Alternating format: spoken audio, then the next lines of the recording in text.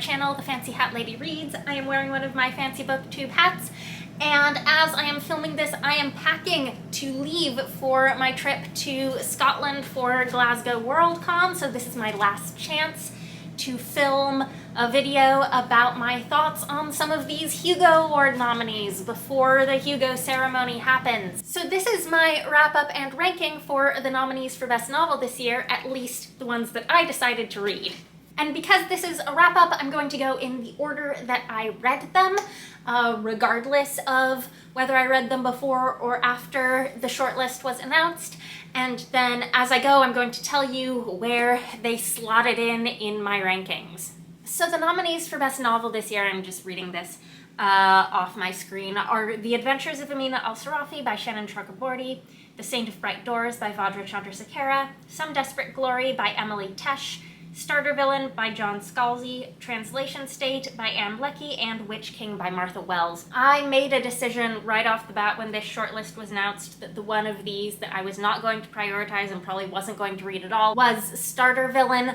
I have read two John Scalzi books before. They were The Collapsing Empire and The Kaiju Preservation Society. Both of them I read because they were Hugo nominees, and both of them felt like a waste of my time during that concentrated Hugo reading period when there is so much to read and not enough time for all of it. Like, don't get me wrong, I didn't hate either of those books. I think I gave them both 3 stars, but they were just not Hugo Awards material to me. And I've heard nothing about this one that suggests I would feel any differently about it, so I felt pretty safe skipping it. I may read it someday, I may not. The book that I read last year as soon as it was released was Witch King by Martha Wells. I finished this on June 5th of last year, so it's now been over a year since I read it, but this book is still pretty vivid in my memory, which tells you how much I liked it. This was a book that I thought was a standalone when I read it. It works as a standalone. The plot of this book is wrapped up by the end. There are no major cliffhangers. But at the end, I still wanted a sequel, and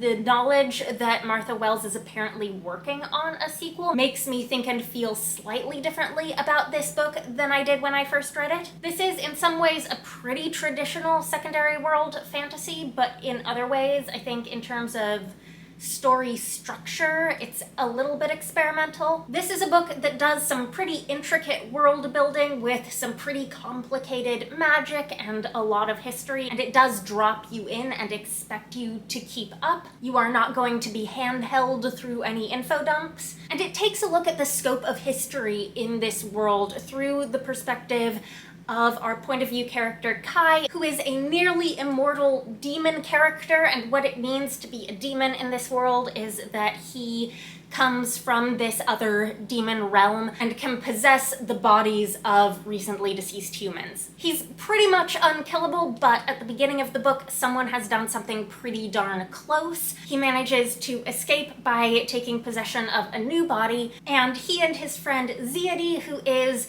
a witch, which in this case is a different type of nearly immortal magic person, both escape this situation together and have to figure out who did it to them and why, and also where one other member of their friend group is. Throughout the book, we jump back and forth between this present-day timeline and the past timeline to a time generations ago when this world was under brutal occupation, and we learn how he met all of these people and how they became such an important part of the revolution that overthrew this world order and created the current world order that everyone now, generations later, takes for granted. It's always easy to, like, pick fights with books based on tropes that seem overused, and one of those that I often end up pointing fingers at is, like, the protagonist who is sort of magically unkillable and heals super fast. But this was one of those cases for me where you see the trope done in a way that makes you think, ah, that's what's compelling about this, or that's at least one thing that could be compelling about this. With regards to Kai's longevity and sort of near immortality, Obviously, the whole sort of emotional core of this book is that tension and contrast between the past and present. The fact that the world has moved on, but these characters lived this history as their personal history. And throughout the book, Kai's ability to like suffer huge amounts of pain and horrible injuries and not die is used to demonstrate something about his character, about how much he will suffer for something that he believes in. I think that's also something Martha Wells does really well with Murderbot, although there are different psychological reasons for it with that character. But I mentioned that there are multiple different magic systems in this, and one of them that Kai uses draws on pain and suffering as a source of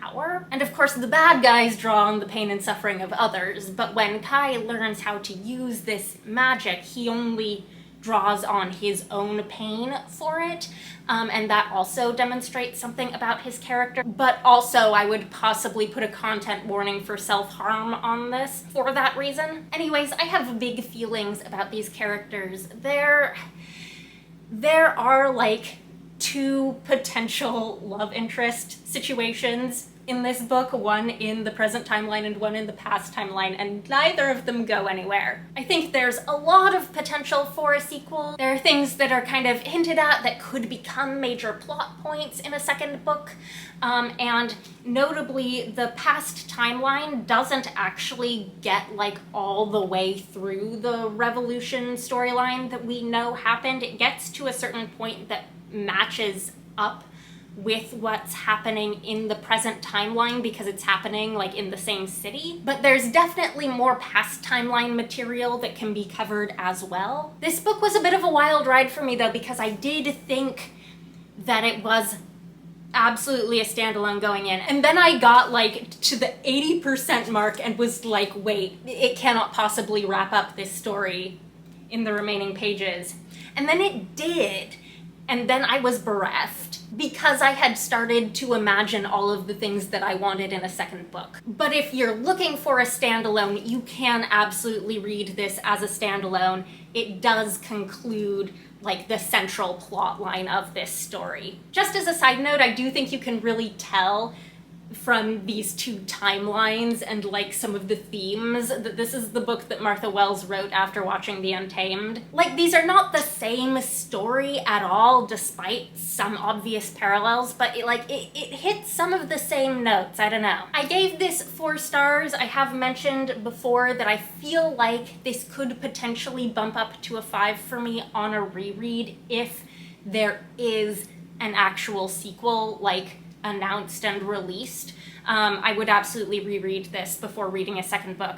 And I feel like in that context, this might be 5 stars for me. But my personal rating and personal preference is not necessarily the same as how Hugo Award worthy I feel like a book is. I try to be a little more impartial in that. And so the book that I'm actually rooting for most to win the award this year is The Saint of Bright Doors. This is a standalone debut fantasy novel that also won the Nebula this year. This was a book I had just recently purchased a copy of when the Hugo Shortlist was released, and so it was the first thing that I picked up from the Hugo Shortlist right away after that announcement.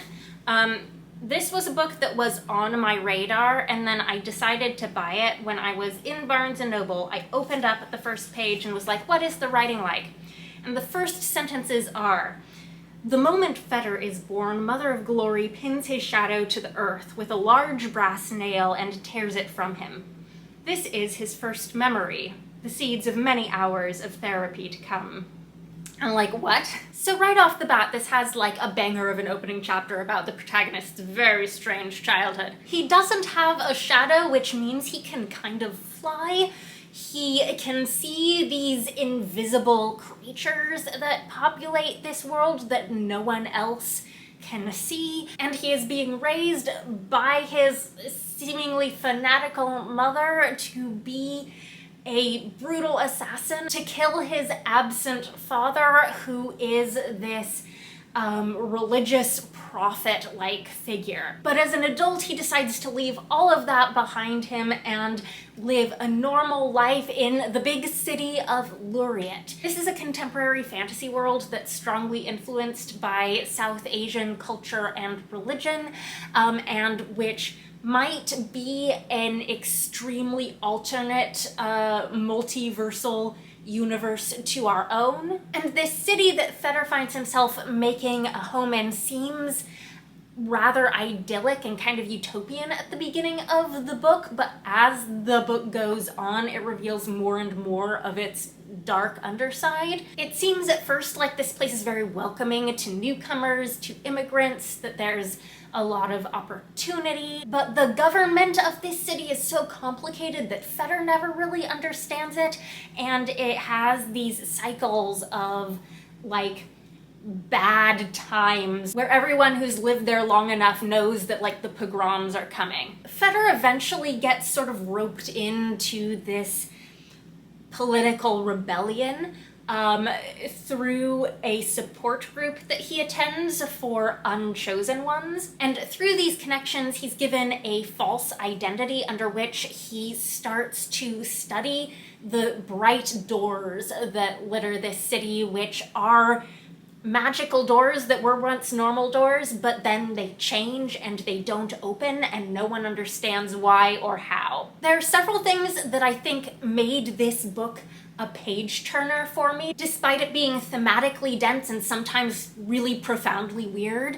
One of them is this concept of Feder as an unchosen one, which always feels like it's kind of in doubt, like he's in this group because like everyone else, he has been rejected by a divine destiny of some sort. In this case, it's the abandonment of his father. But he has this other destiny that was sort of planned out for him by his mother that he's also running away from. And I think for a more casual fantasy reader, the sort of chosen versus unchosen character trope is something that will probably be like the easiest inroad into this story. And the other thing with Feder as a character that kept me on the edge of my seat is his story through this book about how he becomes sort of a variety of different versions of himself to different people. Like in his neighborhood, he is like the friendly local guy in this immigrant community full of newcomers. He has this support group that he doesn't really trust. He gets roped into their political rebellion, which he doesn't really understand. He develops this whole alternate persona as this researcher of bright doors who's supposedly a student, where like everything about it is biographically fake, and yet he feels kind of like he's most himself. He's able to talk to people who share a passion of his about something that he's interested in. He has like a casual boyfriend whom he really doesn't tell anything about any of it. And then of course there's his mother and her whole world that he grew up in back in this small town. And as this goes on, these different versions of himself become less and less compatible with each other. It had me like, oh my God, Feder, please trust someone. I don't know which of these people you should trust, but you should choose someone and like trust them. If you are worrying, it's okay. He does eventually trust someone. This book is very vividly written. It gets a little surreal at times, and there is like a cool switcheroo trick with the POV near the end that I'm not going to tell you anything more about. So like, whereas Witch King is something that I would recommend for a connoisseur of traditional fantasy looking to see what is kind of new and interesting and a little different in the area of more traditional fantasy, this is the book that I would recommend for a fantasy reader who likes to read more outside the box. And this would absolutely be my pick for the Hugo Award this year from this list of nominees. I gave this book a solid 4 stars. So this list for me and how I rated them is really going to demonstrate how differently I can feel about a lot of books that I technically gave the same star rating on Goodreads. Because on Goodreads, where there are no half stars, I gave all of these books that I read a 4-star rating, but I feel very differently about all of them in the context of the Hugo Awards. These are all really different books from each other, and I really appreciate that about the shortlist this year. The next book on this list that I picked up was The Adventures of Amina Al-Sirafi. I did read the ebook version of this that was in the Hugo voter packet. This is a historical fantasy set in medieval, like, Yemen and the surrounding areas of Africa and the Arabian Peninsula all along the coast, because this is a pirate fantasy. We're on boats. Something that at first seemed very odd to me, although having read the book, I think I understand why, is that I had seen a lot of people talking about this book, but none of them really talking about the historical setting at all. For a long time, like months after this book was released, I was seeing reviews of it and I didn't even know that it was a historical fantasy. I thought it was a secondary world fantasy from how people were talking about this book. But I read this book in a large part with Wikipedia and Google Maps open to look up terminology and locations that I didn't recognize. And that slowed me down reading it considerably, but it led me to the opinion that this is probably actually a very well-researched book, like a very thoroughly researched book.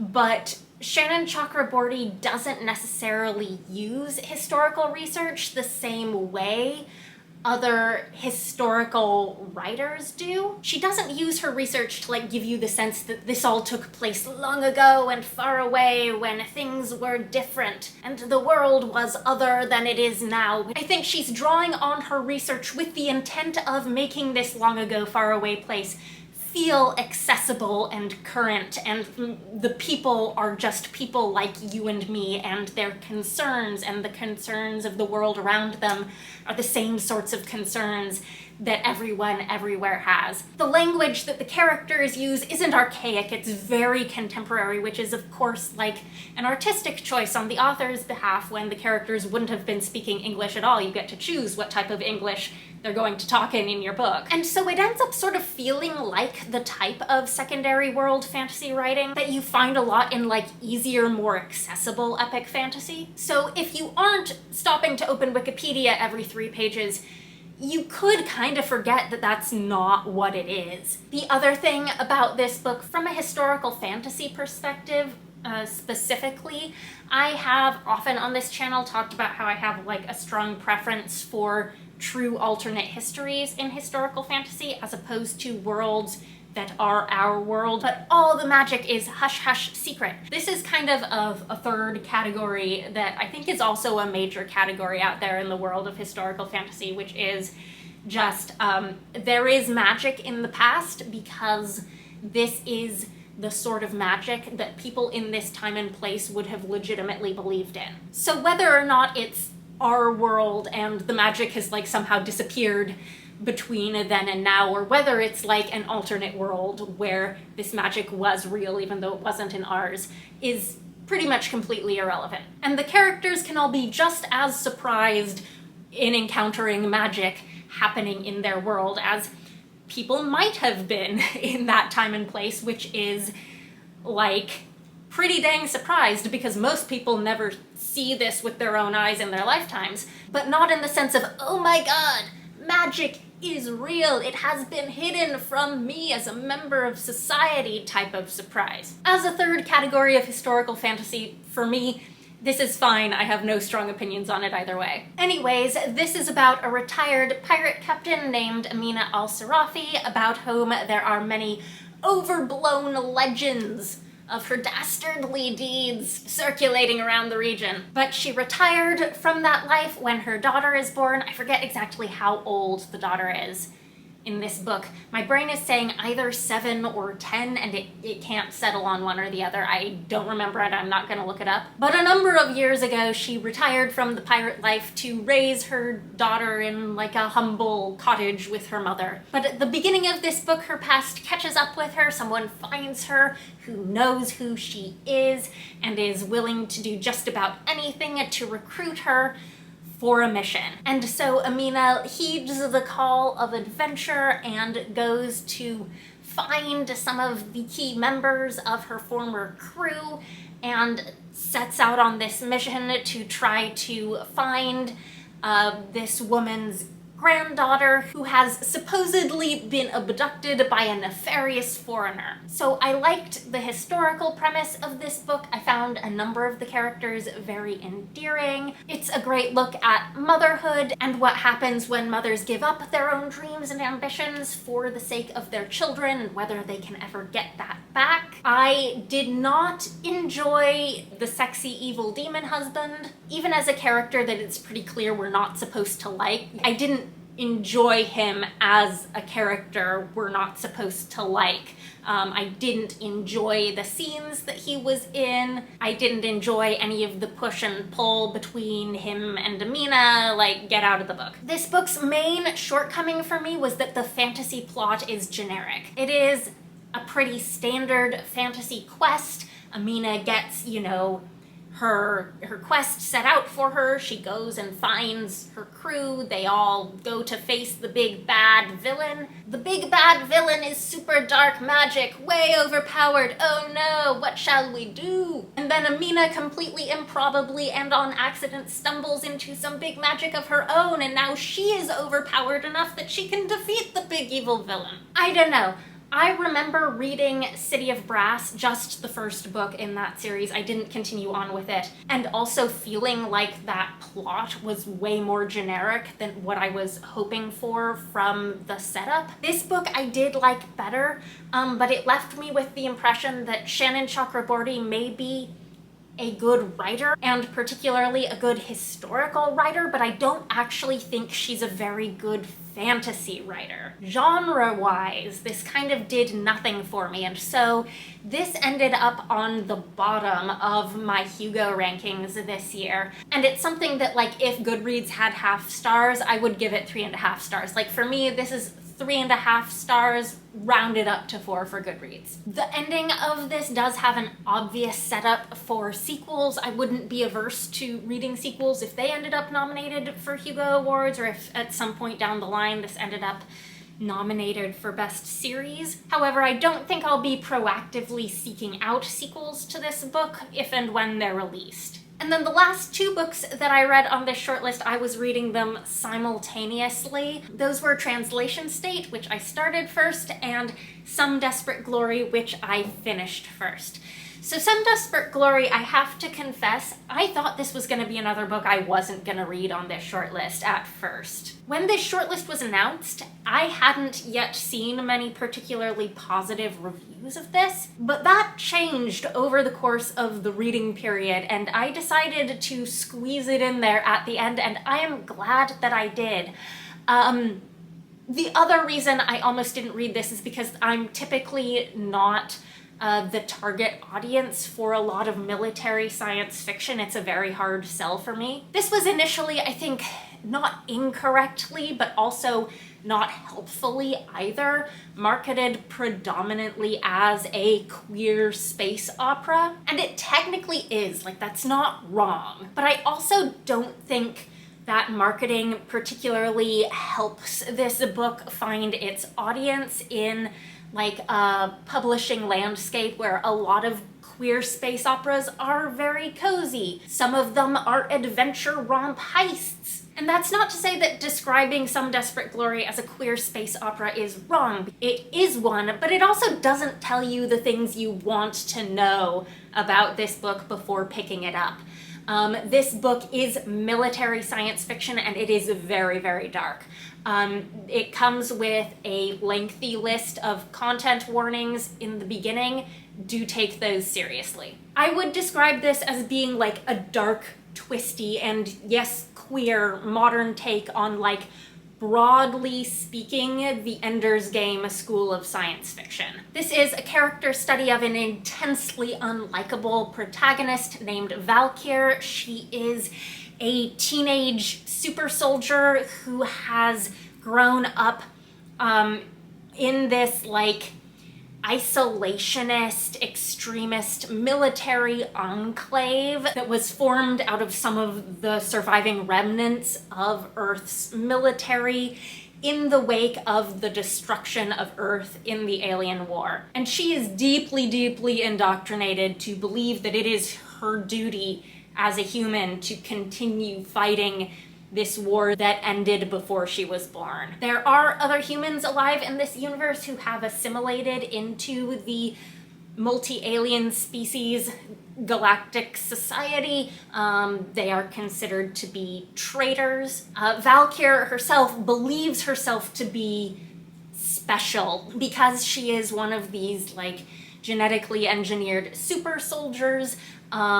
These people are doing intensely creepy military eugenics, and as Valkyr and her class of cadets are finishing up their training and preparing to receive their assignments, she is feeling really confident that she is one of the special chosen warriors of Earth. She takes for granted that she's superior to the other girls in her group. She doesn't question the fact that they're all considered inferior to the boys, and her worldview only starts to fray around the edges like a little bit when she and her brother both receive unexpected assignments that she disagrees with. But she does not come around quickly, and the first half of the book is a little bit like watching a car crash that you can't look away from. I'm not gonna lie, in the first half of the book I was feeling confident that this was gonna be a 3-star read for me, and then the second half happened. There is a point about midway through the book where it gets insanely dark. Like, I put the book down and I started pacing like I can't believe this just went there. And then immediately afterward, it gets insanely weird. Like, oh my god, what just happened? We are going where now? And what happens to make the book get weird, I'm warning you, is not hard science fiction. It is more woo-woo than that. So maybe the hard science fiction purists will be displeased. However, I thought it was a great example of what speculative fiction can do in a storytelling sense that realistic fiction just can't. Trying as hard as I can to avoid too many spoilers, the second half of this book is asking, like, how hard do we have to break reality apart in order to start peeling back the layers of this character? This ended up being a much weirder book than I thought I was getting into in the first half. It ended up being a way more interesting book than I thought I was getting into in the first half. And if you take a look at those content warnings and you think you can handle it, I do recommend this pretty strongly. But while I appreciate this book a lot, it is just enough not my thing that I couldn't personally find it in my heart to rank it above either The Saint of Bright Doors or Witch King. This one took my third place slot. And then the last book I finished was Translation State by Ann Leckie. Catching up on the Imperial Ratch universe novels for Best Series this year was one of my big Hugo reading projects. I am now caught up. I've read them all. And I will say, while I think Provenance is something you could read as a standalone without reading the main trilogy first, Translation State, gosh, not only do I think you probably need to read the Imperial Ratch trilogy, I think you probably also need to read Provenance first. There are characters from both the main trilogy and Provenance that show up by the end of this book, and I feel like my enjoyment of a lot of the events near the end of this story kind of hinged on my prior understanding of those characters and appreciating those Easter eggs. Also, there is a big political thing in this universe that is happening during this book that is a direct result of the events of the trilogy. And while in Provenance you're told that this is happening in the background of the narrative, it's not directly relevant to the plot of Provenance, whereas it is directly relevant to the plot of Translation State. I just realized that I still have my library copy of this. I should actually be holding this up. This follows 3 protagonists and it cycles reliably through them. It doesn't switch up the order of the characters. You always get Ine and then Reet and then Kven. Ine is someone who was a caregiver for their grandmother, and upon their grandmother's death it is discovered that there is no inheritance and someone outside the family has purchased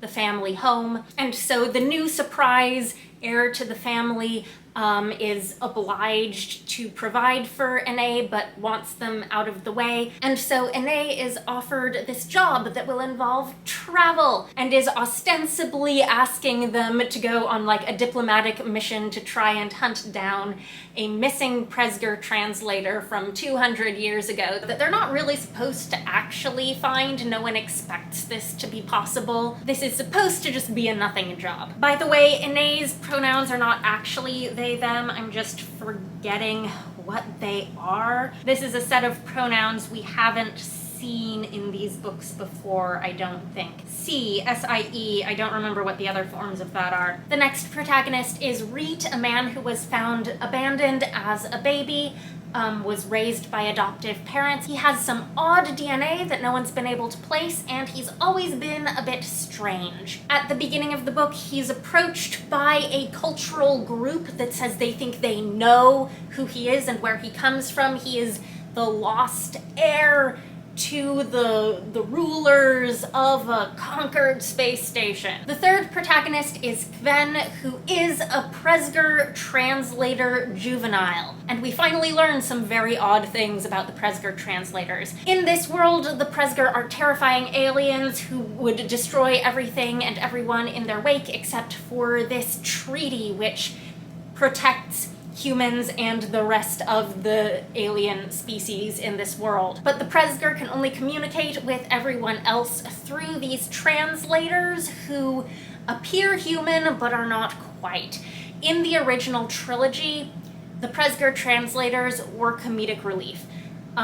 In this, they are not. Also, despite the title of the book being a translation state and the storyline revolving around the Presger translators and what they are and how they are created, this is not a linguistics book. It isn't about that type of translation. So I think if you're going into this looking for linguistics, you're going to be disappointed. The Presger themselves also don't show up. We don't see the Presger in any of the books in this series, in this universe, directly on the page, and this is no exception. So if you were waiting for the book about the Presger themselves, this is also not it. This took a while for all of the characters to meet each other. I think the first meeting between two of them happened maybe a quarter of the way in, and then the next meeting between two protagonists didn't happen until about halfway. I'm gonna say I started out this book really only emotionally invested in Reet. By the end, I was deeply emotionally invested in Reet and Kven and their relationship, such as it is. Ine was a character I thought was well written, but never really felt passionate emotions for at any point in the book. I said this isn't a book about linguistics, it is a book about family and personhood and belonging. Those are all good things. I really enjoyed all of that. This is more my type of science fiction than Some Desperate Glory was, but I ended up ranking it lower on my Hugo ballot, but still above The Adventures of Amina Al-Sirafi.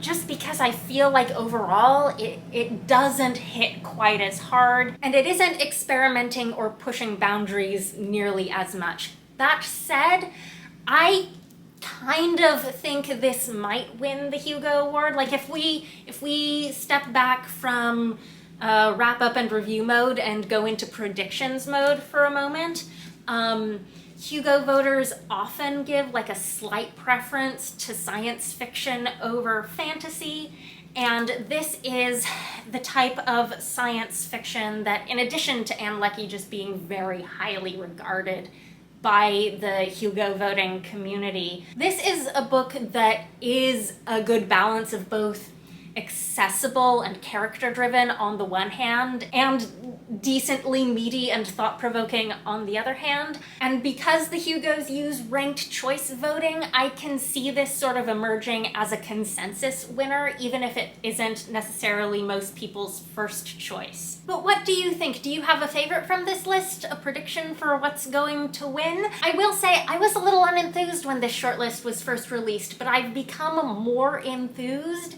as I've read more of the books. Anyhow, I hope you're having a very nice day. That is all.